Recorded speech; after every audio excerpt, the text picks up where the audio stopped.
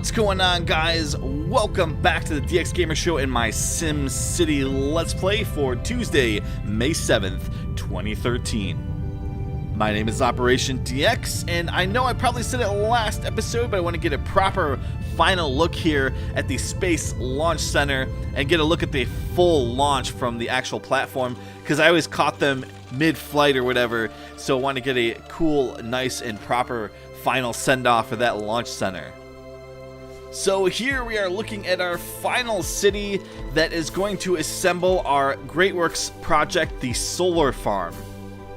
As I had explained earlier, this episode is going to be about 4 hours of gameplay crammed into about 10 minutes. So this is more or less going to be a highlights episode of this city, and it's nothing really all that special. It's another grid city. I was trying to jam this out really quick so I could finish the solar farm Greatworks project.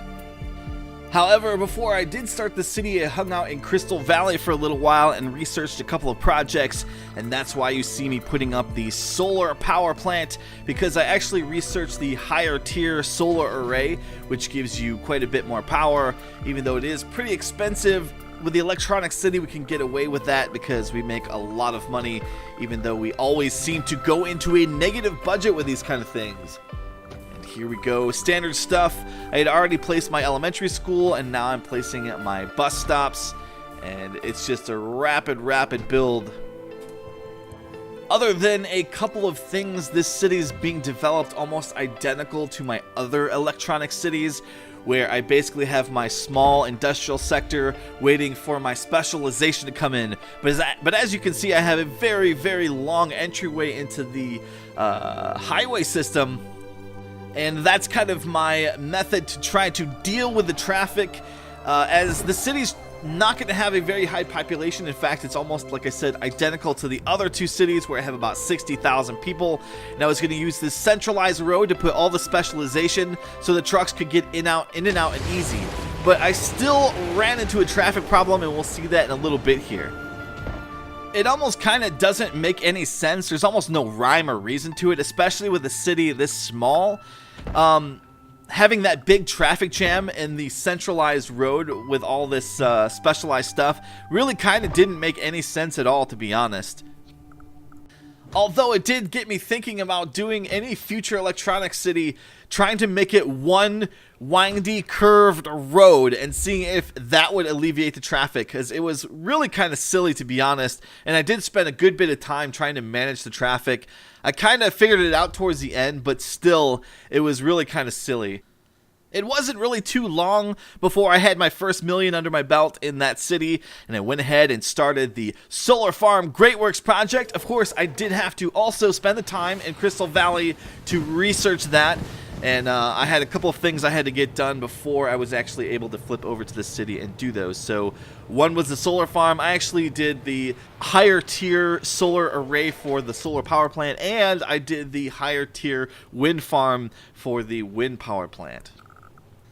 Again, I had to build the electronics HQ with the consumer electronics upgrade, and I had to get that 1.5 million unlock again for the third time, which I really don't understand.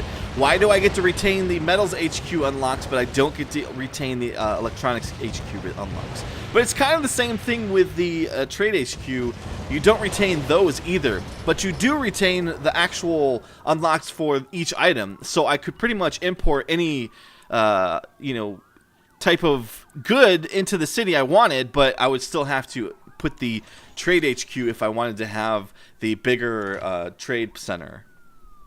So here you can see me trying to manage my whole traffic situation here, and it was just really kind of frustrating. I've got it backed up all the way down that road, all the way down to the city limits and the outskirts of the highway, and it really doesn't make any sense whatsoever.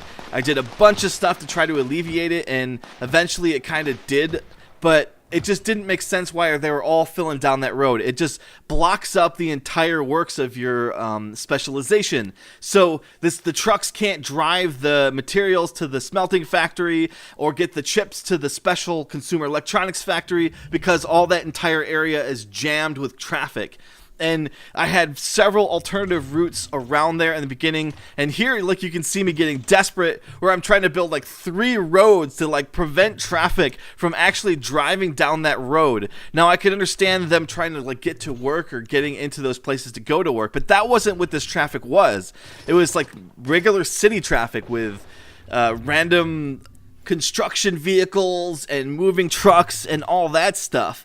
And I even built like a ton of bus terminals. As you can see in the lower corner here, I have 2 bus terminals and I have bus stops all throughout there to try to alleviate. And the city isn't even that populated.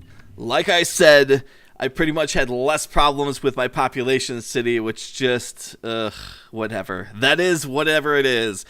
So finally, I got the stuff shipping over to the project, and because of all the traffic and that kind of stuff and causing all kinds of headaches, and that's why I'm all frustrated now, is because I had to stop certain things because traffic kept jamming up the works, and I had to like stop things, and I had to start like, you know, just sending one thing at a time, and finally I got it all worked out. But it made the whole process actually take longer than it did with the other electronic cities shipping the goods off, because I was able to do all 3 at a time without too much trouble. And this one, I had to do almost 1 at a time and stop shipping some of the other goods just because everything was getting jammed up with traffic.